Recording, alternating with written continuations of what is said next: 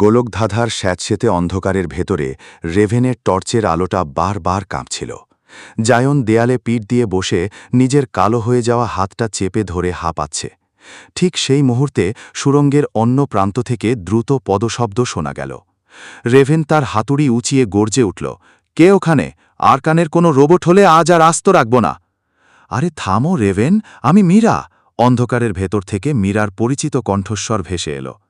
কুয়াশা চিরে মীরা আর কাই হন্তদন্ত হয়ে দৌড়ে এলো। মীরার হাতে তার সেই ধনুক, আর কাইয়ের কাঁধে ঝোলানো তার প্রিয় বাঁশি। দুজনেই ঘামছে, পোশাক ছিঁড়ে একাকার। তোমরা ঠিক আছো তো? মীরা কাছে এসেই জায়নের কালো হাতটার দিকে আতঙ্কিত চোখে তাকালো। আমরা সম্রাজ্ঞীর দরবারে তোমাদের হারিয়ে ফেলেছিলাম। ক্যাসপিয়ান ইশারায় এই সুড়ঙ্গের পথটা না দেখালে আরকান আমাদের ওখানেই বন্দি করে ফেলত। কাই তার বাঁশিটা শক্ত করে ধরে বলল, প্রাসাদের অপরের অবস্থা খুব খারাপ। আর কানের কালো জাদু এখন সোলারিয়ার সেই আলোর লেন্সগুলোকে নিয়ন্ত্রণ করছে। পুরো শহর এখন অন্ধকারে ডুবে যাচ্ছে। আর ওই সম্রাজ্ঞী, তিনি যেন পুতুলের মতো আরকানের কথা শুনছেন।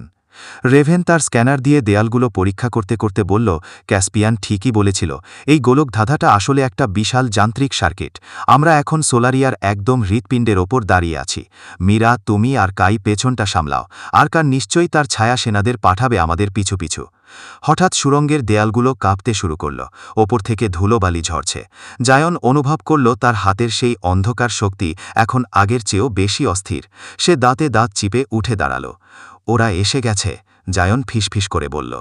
সুড়ঙ্গের ছাদ থেকে টুপটুপ করে কালো তরল পড়তে শুরু করল, যা মেঝেতে পড়া মাত্রই ছোট ছোট ছায়া মাকড়সায় রূপান্তরিত হচ্ছে। ওগুলো সাধারণ মাকড়সা নয়, ওগুলোর পিঠে সোলারিয়ার যান্ত্রিক যন্ত্রাংশ লাগানো। কাই, সুর তোলো, জায়ন নির্দেশ দিল। কাই তার বাঁশিতে এক তীব্র তীক্ষ্ণ সুর তুলল। সেই সুরের কম্পনে মাকড়সাগুলোর যান্ত্রিক অংশগুলো বিকল হতে শুরু করল। মীরা একসাথে 3টে করে তীর ছুড়ছে, যা অন্ধকারের বুক চিরে মাকড়সাগুলোকে দেয়ালে গেঁথে ফেলছে। রেভেন জায়নের দিকে তাকিয়ে বলল, জায়ন, তোমাকে এই গোলকধাঁধার কেন্দ্রে পৌঁছতে হবে। ওখানে সোলার কোর আছে। ওটা যদি তুমি তোমার বরফ শক্তি দিয়ে ঠান্ডা রাখতে পারো, তবে আরকান ওটার শক্তি শুষতে পারবে না।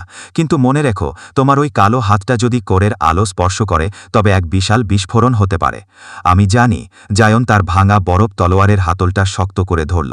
মীরা, কাই, তোমরা রেভেনের সাথে এই পথটা আটকে রাখো। আমি একা ভেতরে যাব। মীরা এক মুহূর্তের জন্য দ্বিধা করল, তারপর জায়নের চোখের দিকে তাকিয়ে মাথা নাড়ল।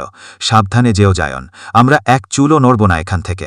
জায়ন যখন সুড়ঙ্গের গভীরে অদৃশ্য হয়ে যাচ্ছিল, সে শুনতে পেল পেছনের রেভেনের হাতুড়ির প্রচণ্ড আঘাত আর কাইয়ের বাঁশির মরণজয়ী সুর। লড়াই শুরু হয়ে গেছে, কিন্তু সামনে যা অপেক্ষা করছে তা কেবল আরকানের ফাঁদ নয়, তা হল জায়নের নিজের অস্তিত্বের সবচেয়ে বড় পরীক্ষা।